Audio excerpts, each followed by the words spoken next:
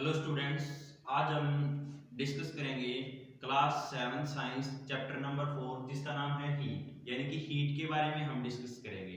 तो चलिए स्टार्ट करते हैं। सबसे पहले है हीट। हीट क्या होता है?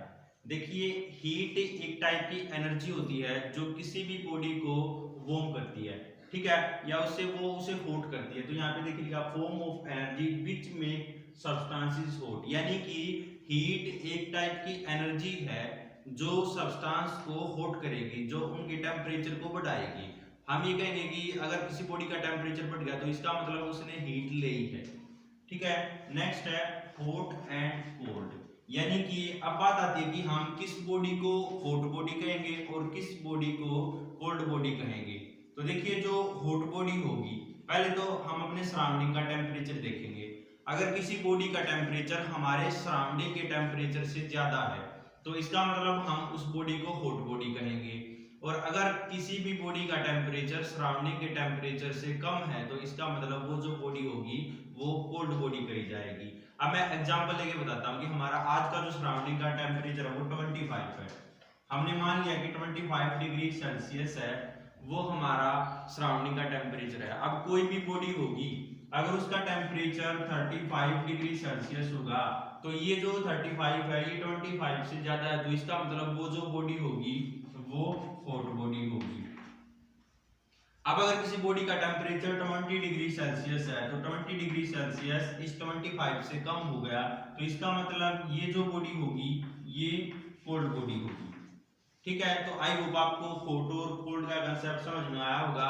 हॉट बॉडी वो होगी जो जिसका टेम्परेचर सराउंडिंग के टेम्परेचर से ज्यादा होगा, और कोल्ड बॉडी वो होगी जिसका टेम्परेचर सराउंडिंग के टेम्परेचर से कम होगा। तो उसके बेस पे हम हॉट और कोल्ड को डिफरेंशिएट करते हैं।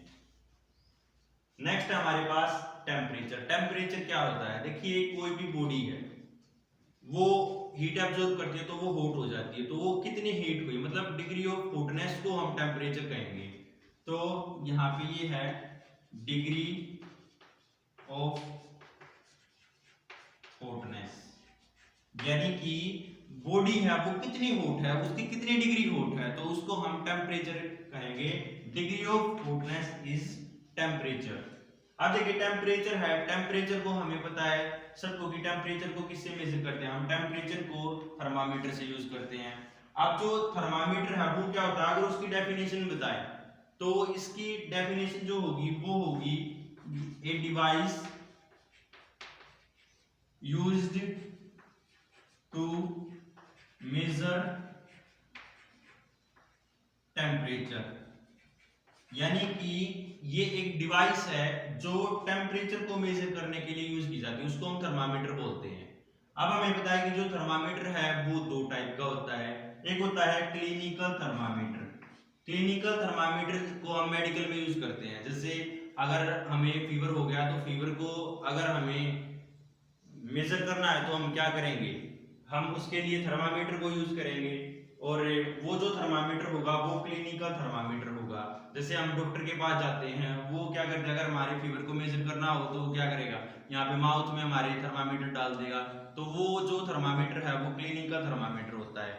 अब जो क्लिनिकल थर्मामीटर होता है उसकी जो रेंज होती है वो 35 से 42 डिग्री सेल्सियस के बीच में होता है, क्योंकि हमारी जो ह्यूमन नॉर्मल बॉडी है अगर वो पूरी तरीके से स्वस्थ है तो स्वस्थ बॉडी का जो टेम्परेचर होगा वो 37 डिग्री सेल्सियस होगा।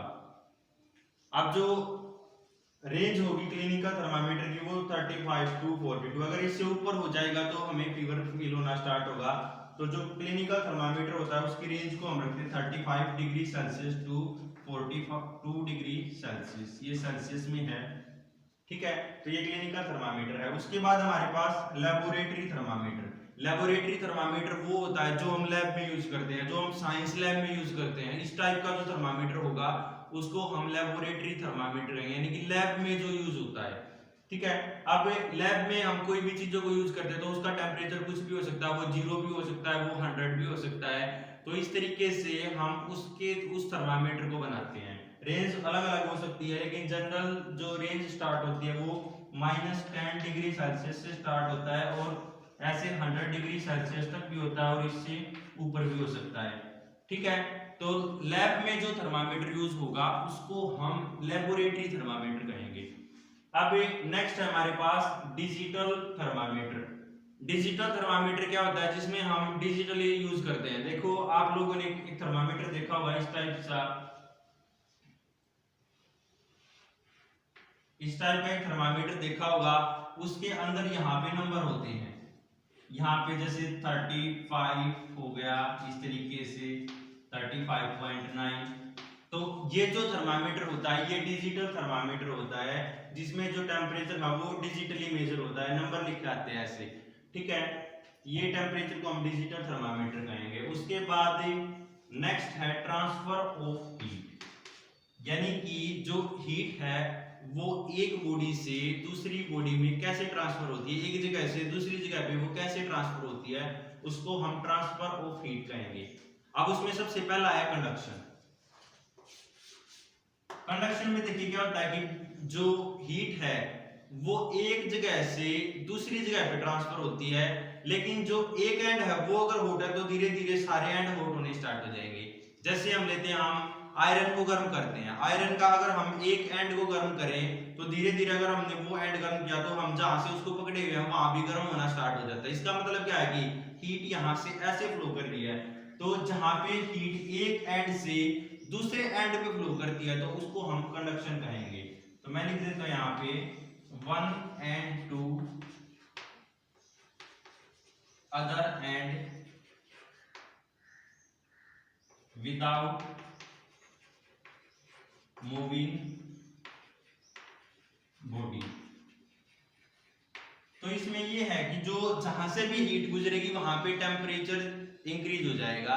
तो जैसे यहाँ से अगर हीट इधर आ रही तो बीच का भी गर्म होना स्टार्ट हो जाएगा। तो इस टाइप का जो भी होगा उसको हम कंडक्शन कहेंगे। नेक्स्ट है हमारे पास कन्वेक्शन। तो कन्वेक्शन में देखिए क्या होता है कि हीट एक जगह से दूसरी जगह तो ट्रांसफर होती है, लेकिन साथ में पार्टिकल भी ट्रांसफर होते हैं। अब जैसे इसका सबसे अच्छा एग्जांपल लेते हैं, हम घर में पानी गर्म करते हैं, हम बर्तन के नीचे आग जलाते हैं, तो क्या नीचे से पानी गर्म होता है तो धीरे धीरे वो जो पार्टिकल है वो गर्म होने के बाद ऊपर आना स्टार्ट हो जाते हैं, जो ऊपर ठंडे ठंडे पार्टिकल होते हैं वो नीचे चले जाते हैं। तो इस टाइप से जो हीट ट्रांसफर होगी उसको हम कन्वेक्शन कहेंगे। नेक्स्ट हमारे पास रेडिएशन। तो रेडिएशन में देखिए क्या होता है कि रेडिएशन में हीट तो ट्रांसफर होती है, लेकिन जो बीच का मीडियम है वो हॉट नहीं होता। जैसे हम एग्जांपल लेते हैं, हम आग के सामने अपने हाथों को गर्म कर रहे हैं, तो इसका मतलब क्या है कि जो हीट है हमारे पास, जहां पे हमने आग जलाई है वहां से हमारे पास हीट आ रही है, लेकिन जो बीच की जो एयर है वो गर्म नहीं हो रही, उसको हम उस प्रोसेस को हम रेडिएशन कहेंगे। यानी कि हीट एक जगह से दूसरी जगह पे ट्रांसफर होती है, लेकिन बीच का जो मीडियम है अगर वो गर्म नहीं हो रहा, वो हॉट नहीं हो रहा, तो उसको हम रेडिएशन कहेंगे। अब एक क्वेश्चन है कि हम जो समर होती है उसमें व्हाइट क्लॉथ को प्रेफर करते हैं इंस्टेड ऑफ ब्लैक क्लॉथ। तो हम व्हाइट क्लॉथ क्यों प्रेफर करते हैं? क्योंकि जो व्हाइट क्लॉथ होते हैं वो हीट को कम एब्जॉर्ब करते हैं, लेकिन ब्लैक क्लॉथ होता है वो हीट को ज्यादा एब्जॉर्ब करेगा। जो सनलाइट आ रही है, हीट आ रही है, अब व्हाइट क्या करेगा? व्हाइट हीट को कम एब्जॉर्ब करेगा तो उनमें गर्मी कम लगेगी। अब जो ब्लैक है वो तो हीट को और एब्जॉर्ब करेगा तो गर्मी ज्यादा लगेगी, और हमें क्या, समर में तो हमें गर्मी कम लगनी चाहिए, तो इसलिए हम व्हाइट क्लॉथ को प्रेफर करते हैं। तो ये जो चैप्टर था, ये चैप्टर हीट के बारे में था। इसको आप लोग टेक्स्ट बुक से पढ़े एक बार, उसको अच्छे से समझें, इस वीडियो को जरूर देखें। So thanks for watching.